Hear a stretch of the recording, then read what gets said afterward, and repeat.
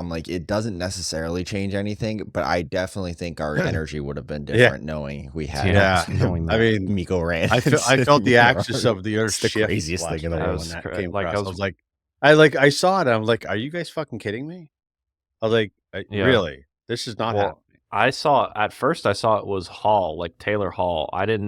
That was the first thing that came out was the Taylor Hall. And then Saravelli tweeted that it was Hall and Rantanen. And it said Carolina was involved, but I didn't know if the Canes were actually going to get him. And then, I mean, it is so crazy. Like I was watching the Stars Vegas game. Yeah, no, we've started, by the way, so I'm going to start using where we just caught on. Like, so I was watching the Cam. Stars in Vegas game, and that's all they were talking about on the broadcast. Like they brought it up probably 4 times during the game, and then the intermission was literally all about that trade. Like it's crazy. I mean, it's crazy. I don't know. This is what the Canes have been. The Canes have been missing for ever. I tip my cap to Don for sure for building the team, but he was never the guy that was going to do this. If Don was here, he wouldn't have done this. I think that's Gensel all I'm last saying. year. Yeah, Gensel that's last not year. This trade. No, I get it, but still, I mean, getting Gensel was the biggest acquisition because there was no even remotely conversation that Mikko Rantanen was gonna be eligible because but this was all done after Leon Draisaitl signed. He's gonna want 14, but again, with the cap going up next year a lot, like it's probably going to go up 8 or 9 million. It's going to go to I think 97 million, is that 96, 97 million. So they're getting close to that 100. It's not going to be tough to pay him 14. Canes have 30 million in cap free next year, not including what the cap is going to go up to. So you're looking at close to 40 million for cap next year. Yeah, I'd throw Rantanen 14 million. We don't have anybody. Who else do we have? Yeah, is it next year or is it the year after that it goes up significantly? Is it this upcoming year? Okay. I mean, like pay him 14. He's definitely the best player. He's the best player in the Metro now. It's not close. And he's arguably the second best player in the Eastern Conference, but only behind probably Austin Matthews. Yeah. I mean, you have him behind I still think Austin Matthews is like, because Austin Matthews is two-way. He's a two-way player too. Like he actually plays good defense. Rantanen's not the greatest defensive player, but dude, if you're putting up 100 points a year, I could care less if you could play defense. I really don't care. I was gonna say in the past 5 years, there's only 3 players with more points than him and it's on a stipulation because Kucherov sat out the 2020-2021 season. The 3 players are Leon Draisaitl, Nathan McKinnon, and Connor. No, I know. I mean, I like I said. I mean, I still think you can make the argument he's the best player in the East, but I think he's solidly the second. I still think he's solidly the second best player. So I was going to agree with you, but I was going to go a different player in the East. I don't think Matthews is better. I think the only player in the East that's genuinely better, and this is coming down to like playoff time, Matthew Tkachuk. He's the only player in my mind on the East Coast that's maybe a better overall for a team to win the ultimate prize.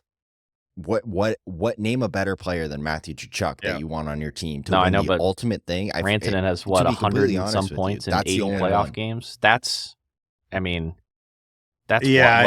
a playoff dude too. I mean, he doesn't shy away from that stuff, and he's a physical player too. So I mean, he's got the body of a Jordan Staal and the skill of a who the hell of Natchez. He's better Natchez than Natchez, but even better than not even he's like better David than skill, but he doesn't have that quickness and agility that him and McKinnon have. That McDavid and McKinnon have this where they have the quickness. Rantanen is just so skilled. It's unbelievable. Rantanen and Draisaitl are very similar, and McKinnon and McDavid are very similar. Leon and Mikko are not. They both have the speed. They can beat you wide, but it's a lot like Jordan Staal. Once they get going, they have that ability. They're not going to beat you with the first 3 steps. That's what McDavid, that's what McKinnon, that's what Kucherov will do with you. Kucherov just lulls you to sleep. He's a whole different animal. He's a crazy. I'm sorry. He's got to be probably top 2 best I watched players. them play. I watched them play Chicago last night. Sorry to hop off on the Kucherov, but he's probably one of my favorite players to watch when he's not playing us. When he's not playing Carolina. So good. It's amazing. He is. He's an asshole, but he's so fun to watch. But he's so good. back to the main point of the story. The reason why I really do like it, and Cam, I could totally agree with you. It's gonna come in at, I think, between probably 13 to 14 million. Because I don't think you can give him as much as Leon, because Leon is, again, having another MVP season where Mikko's having himself a nice MVP season. I mean, he's got 64 points through 42 games or something like that. He's sixth in scoring in the NHL right now. And I think this is the wild thing to me. I think he's going to take an even bigger step now that he's the spotlight guy.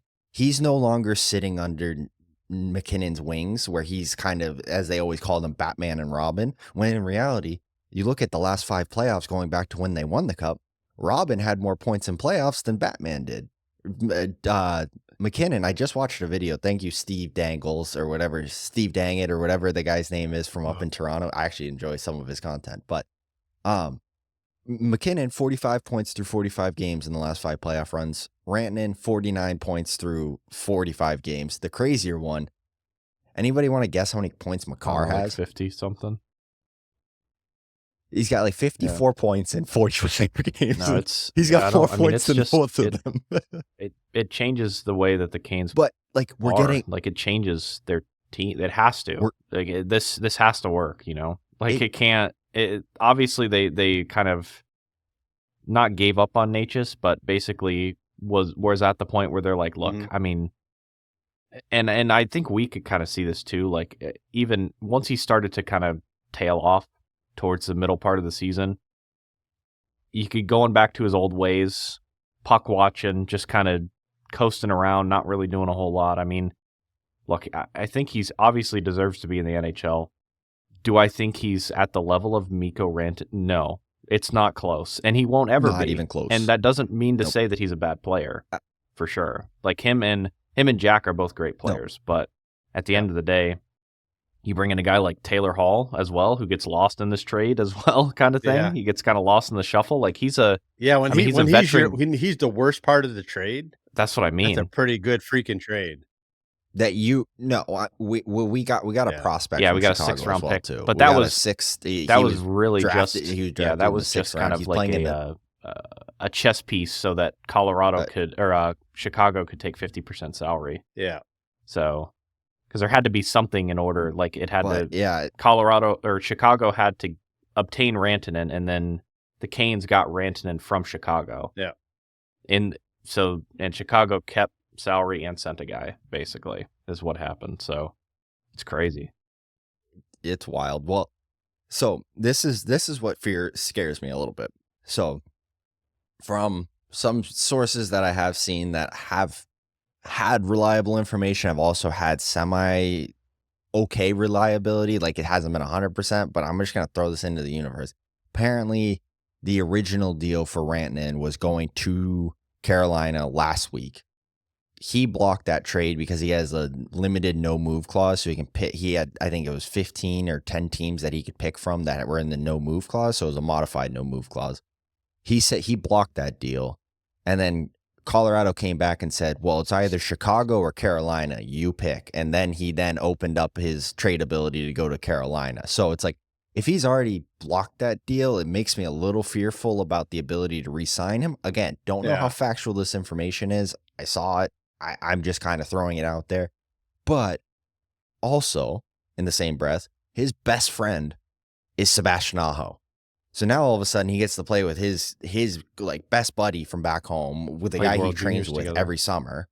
And they played World Juniors together. They're going to go play Four Nations together. They're going to be on the same line on Four Nations. They're going to come back. They're probably going to be on the same line here. Because now the more I'm thinking about it, who do you want Mikko Rantanen playing with? I want him with Aho. So am I really going to use him as my second line center? Probably not in that situation. I think Aho is more of a two-way centerman. So I'm putting Mikko on that right wing, pairing him with, I don't know who I'm putting on the other side. I might put Taylor Hall on the other side. Goodness. Just put Aho with both of you guys and just let him run. Yeah, but who do you? Because who do we gap in that second line centerman? That's the. Yeah. As long as Kokaniemi's still going the way he's going, I'm keeping him there. Who switches to center? Yeah. I think Tyson Yost is But he's not gonna play close. today. So he's been skating with who's there today? Then in today's lineup, Jack Roslovic is a center. I mean, so he can play center, and he can play that fourth line center role. Is he going to be great there? Probably not. But I think it's a quick fix until Yost is back. And Yost isn't on IR. He's just a healthy scratch, technically speaking. So we don't get an announcement if he's back in the lineup until the press conference tonight at 5:45 with Rod. He could be back in, and we just haven't heard of it yet because they didn't hold a morning skate this morning. They're not going to hold a morning skate because of the travel. So we could, I mean, I hate to say it, we could have Yost back, and Riley Stillman is up, and he has played forward in the past. So we could be playing with Yost and Riley Stillman and not Mikko Rantanen and Taylor Hall today because they could be traveling. We don't know who's going to be in the lineup today for that game. Yeah, it'll be interesting. It'll be interesting to see though if without skating, jumping right into a game, the continuity, how that all works, because you guys know as well as I, skating with a new guy, it's just it's tough sometimes, but at the same time, he's not. I mean, Aho's seen this guy forever and a day and twice on Sunday. So I think offensively, there's no concerns. I think the D zone with the man-to-man coverage is going to be an adjustment, considering also that Rantanen is not the best, most efficient D zone guy, but you put him with two guys that can play defense, like you put him with Aho and Jarvis. I mean, I think he'll be fine. Yeah. The thing that I'm not worried about is his D zone numbers, according to like the Corsi stats and everything like that, are better than Natchez. So we're getting a better offensive and a better defensive player. Yeah, technically but speaking, is it wonderful? I mean, it's like you're choosing between a turd or a turd with sprinkles. Like, there's really no like. Come on, like it's not. I mean, he's not far and away better. Like that's what you're choosing between, really. I mean, I guess it's an upgrade. At least one doesn't smell, Kim. Let's put it that way. Well, it doesn't smell. I mean, it still probably smells. It just looks like there's sprinkles on it now. Hey! If Carolina did nothing, we're still stuck with a lesser. No, offensive I agree. Player and a lesser had to be done. Player. Like, so Carolina upgraded in both regards. And if you're going to trade Natchez, you need to get somebody of that caliber. Like, you have to get a huge player. I was fully expecting it to be like Canes, we were giving him Natchez. There was like a trade on the table 1-for-1 for Miller, JT Miller, and Natchez, and the Canes said no. Yeah, the Canes said no. Really? Which I agree with. I do. Like I think that's because they knew they could get Rantanen. That's the whole thing. Is like once they realized they could get once Rantanen, they realized that they could get Rantanen. Yeah. If that was their only option, then of course, you still take it, but. If you would have come to me and you would have said maybe minus Jack Drury, but you put Natchez with those 2 draft picks for JT Miller or Elias Pettersson, I'm probably sending it that way.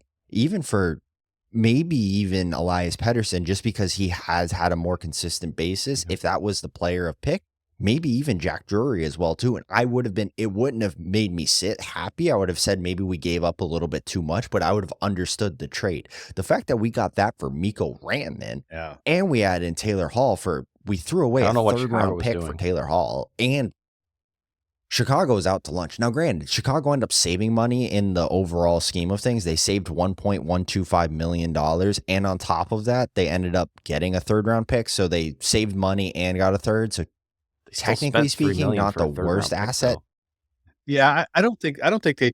No, they. I don't think they did it didn't for the money side. Honestly, I think they freed up obviously some cap space, but I think they did. That's what I'm saying is they freed up $1.25 million.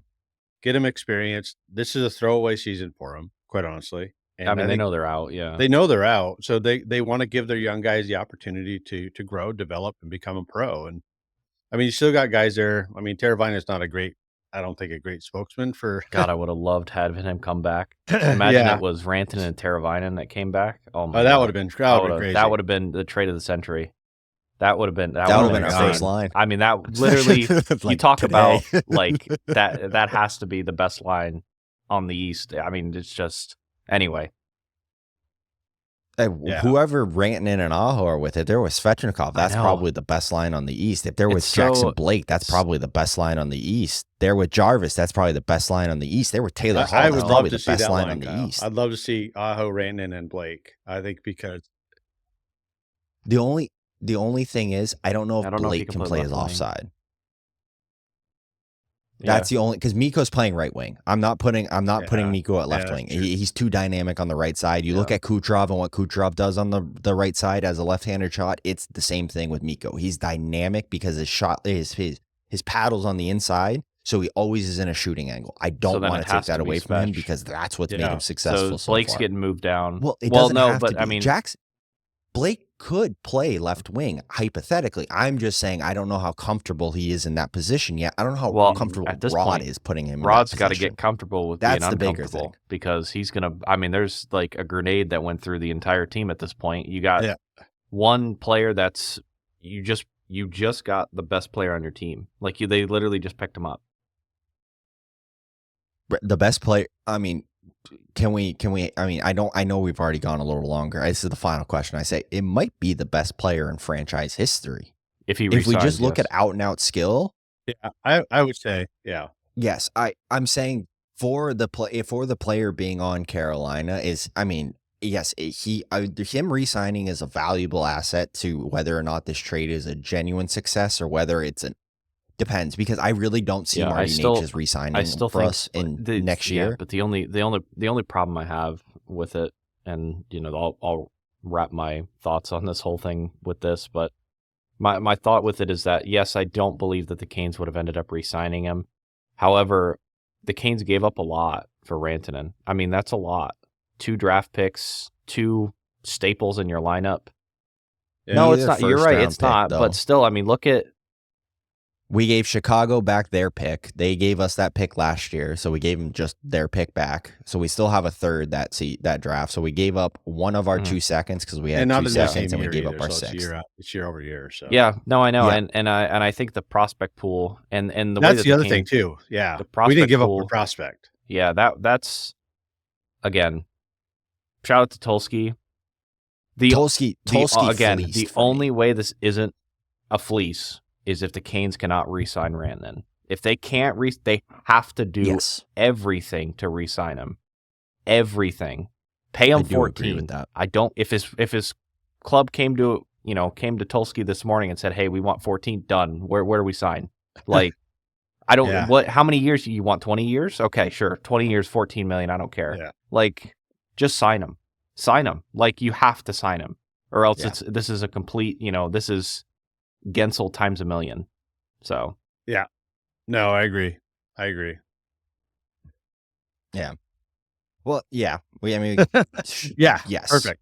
Yes. So the only reason I was gonna kind of to teeter off is I would say Bunting and Drury, same sort of NHL abilities. We gave up very similar draft picks for the Gensel trade, and we gave up a prospect. So really, it's prospect or Marty Necas between getting Jake Gensel and Mikko Rantanen. So it's like, I think, to me, you look at Tulsky's, this is basically his first trade. I think he did as good, equally as good, if not better than what Waddell did for Gensel last year. I think we got better value for what we gave up in assets.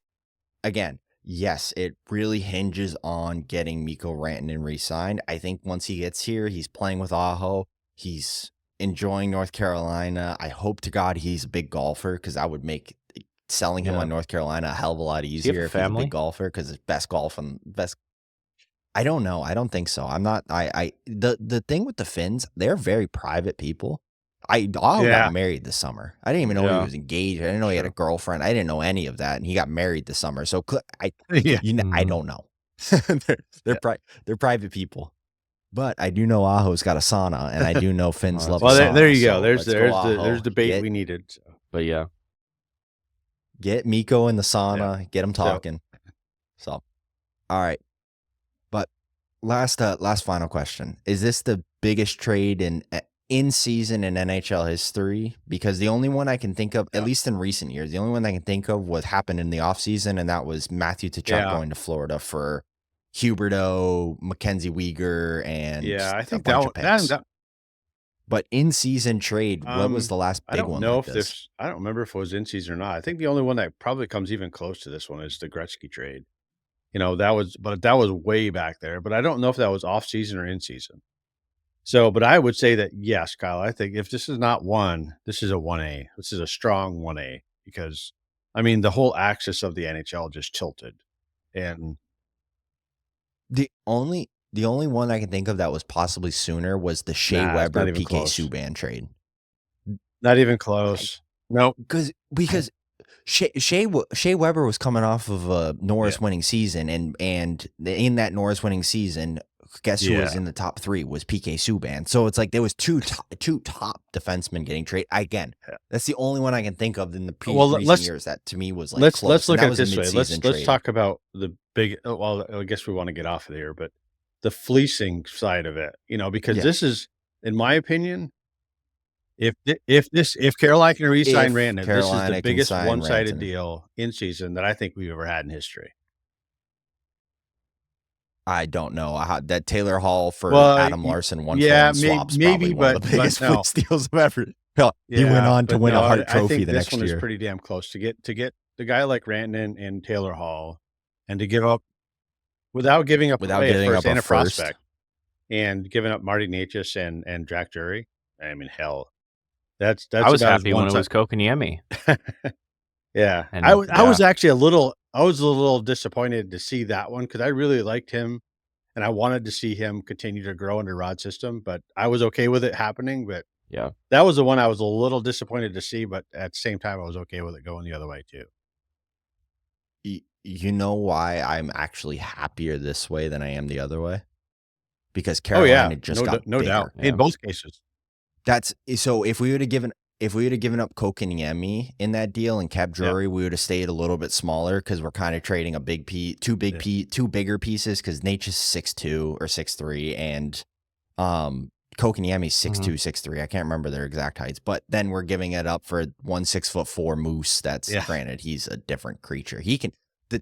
I'm sorry, I'm like a kid. This is crazy. Like Christmas Day. You can't put into words what this means to the organization crazy. if they can actually lock him up and keep him here. This is the first time in Hurricanes history that we've had a player that can generate offense by themselves. Yeah. They don't need anybody else on the ice to generate offense. It's the first time we've ever seen it. Outside of maybe Eric Stahl for the one season when not his rookie year, but it was his second season. We ended up winning the cup. He finished third in Hart voting or something like that. So he's a different animal. He is. He's so crazy. I have one question. Do you think they ran this by Aho before doing it? Do you think Tulsky came to Aho and said, "Hey, look, this is what we got on the table. What do you think?" Like, do you think they came to Aho knowing that he's basically going to be the captain at some point? Did they run it by him? I don't know. I think there's always potentially conversations internally between players and captains. I would think that obviously they obviously talked to Rod and for sure probably even Jordan. Probably the captain and so I don't know if it went that deep. But you never know. I mean, you're bringing in a player that's going to tilt the axis of the universe here, and I mean, you want input, and Tulsky's all about data and input. So I wouldn't be surprised if he did, honestly. Yeah. I would 100% expect that he was a part of the leadership group that went into the locker room being an assistant captain, because that's typically who would go in to talk about these things is a leadership group. So it would be Martinuk, Slavin, Aho, and Jordan Stahl going into the room and being like, "Hey, listen, this is what we're thinking. We don't want this to get out to the locker room because we don't want, Marty knew that he was a part of a trade coming up because it was either going to be that, or if we couldn't work it out with Colorado, it was probably going to be for JT Miller or Elias Pettersson. So presuming Necas, I'm assuming he's probably been on social media. And let me just finalize this with Marty Necas, and I'm going to get back to my point real quick. I think Marty Necas could be an 80 to 90 point guy. I think he's got all the skill in the world, and I would have loved to have him re-sign and do everything like that. He's been a great player for Carolina. I think he's needed maybe a different voice in his ear than Rod Brind'Amour. I think Rod's always kind of held him a little reserved from what I think his full potential is. I think he's going to go to Colorado. Don't be surprised if he's playing second line center. I genuinely don't be surprised if he gets moved to center right away and he's playing that second line center role for Colorado. I could also see him on the wing. Did we play Colorado again this year? Or we've already played them twice? No, we've already played them twice. Thank goodness, because where I see Marty Necas actually exploding, and don't be surprised if he's got over 100 points this year. Can you imagine him on the wing with Nathan MacKinnon? Those two guys can match each other's pace. But MacKinnon was playing with Rantanen. Only thing with, yes, I agree. Is Nate? So you're saying that Necas is going to be as good as Rant? I don't think so. However, no, I'm not saying that. Yeah. But he's as fast as MacKinnon, where Rantanen was never as fast as MacKinnon. So MacKinnon he'd always blow through the neutral zone, get into the offensive zone, and do what Necas does, where he turns up ice. It's just MacKinnon's a million times better at it, and he's a lot stronger, and he can hold the guys off a little bit better. I shouldn't say a million times better, because yes, while Marty Necas is not to that level, he's still a 70, 80 point guy in the NHL. These guys are 100 point to 110 point guys. So it's like a 40 point difference. Yeah, that's a lot in the NHL. That's a lot. That's a big difference. It's the difference between 8 million and 14. So granted. Yes, no, I get that portion of it. But you put Necas on the side with MacKinnon. You put anybody beside MacKinnon, they're probably going to get close to 100 points, just because I don't see MacKinnon getting under 120 points. And if you just give him the puck, it's going to be good things for you. But what Rantanen adds to Carolina, I went and watched his last 2 seasons of just his goals. He had 55 the year before last, and then 42 last year. First of all, 55 goals from this guy, absolutely. If we can get remotely that, Carolina, who's got a scoring problem? I'm all set. But the thing with him is that you go back and watch his highlights. He will score from the most impossible angle, just flicking his wrist, and it's the hardest shot I've ever seen. And he holds off guys. The only other player I've seen do this, Leon Draisaitl. He came out of the corner, one hand on his stick, just holding the guy off, just holding him, gets him, turns away, and just snaps a puck, top shelf. I was like, there's not very many guys in the NHL that possess this level of talent, and Carolina just went out and got one. So that is where I know, but that's where he's like Jordan Staal. He's strong. He's a big man, and I think he's about a million times more. I agree, more impressive than Jordan Staal in a lot of regards. But I agree with that. Hold off size wise. Spot. I mean, he scored against us, and I'll close on this. He scored this. This is for everybody to understand how good a shot this guy has, and accurate. He scored against us, and I swear, you look at the video, and there was not a space bigger than the size of the puck. And he threaded it right through that eye of that needle. And it was like unbelievable. I said, okay, I don't see how we get around that, because there's not a goalie in the world that's going to stop that puck. So anyways, we'll see, but let's sign him. Let's go. He needs to sign him. That's for me, that's number one. They have to sign him, or they lost his trade. Heavy. Agreed. And then my brain just started thinking, if we do re-sign him, just think of the Canes teams in the future. Oh, God, with all these prospects we got coming up. But we got Nikishin on the back end. We got Morrow. Now it's actually we got Nadeau. Cup or bust. We got Felix Unger. This year, it's now cup or bust. I was going to say, this year it's the big jug or nothing. Completely what this year is now. What this year is if we re-sign Rantanen on its head from what it was 24 hours ago. 24 hours ago. 24 hours ago, I was like, you know what? We're going to be kind of a bubble team. It'll be all right, but we'll maybe get bounced in the first round, but it's a kind of a gap year. No, we got to win the cup. They got to make it to at least Carolina's the conference final this contenders year. now. I think. Yeah. And that's actually, win some least, games in the conference final. Just don't get swept. Let's start get one more win. We'll get one better. But if we do re-sign Mikko, this is not just a one and done project. This is where we're legitimate contenders for the next 5-6 years, because he gives us such a big advantage in regards of getting over that hump that we haven't had in the past. But that is where we will finally leave it. Colorado no longer has the 3-headed monster. Carolina snapped one of the heads off. Oh my goodness. Fucking Mikko Rantanen. All right. So that will be another episode, or just kind of an emergency podcast from Canes Local. But if you do please subscribe, comment, give us your thoughts on the Mikko Rantanen trade. We all think it might be the greatest trade in Carolina Hurricanes history. / one of the best trades in NHL history. If Carolina can re-sign Mikko Rantanen, it all comes off of a big stipulation there. But I think they do. And I think that Carolina just all of a sudden busted open their playoff window bigger than it's ever been open before. This is the best we talk about 2-3 years ago them having a good window. This window is a mile bigger. So Carolina just legitimized themselves to a point where I'm super excited to see what this team does become. I hope to God Mikko Rantanen and Taylor Hall do play tonight. I fully suspect that they will. Again, we kind of need them to. We don't have enough players. But that'll be it for us. And as we always say, let's go Canes.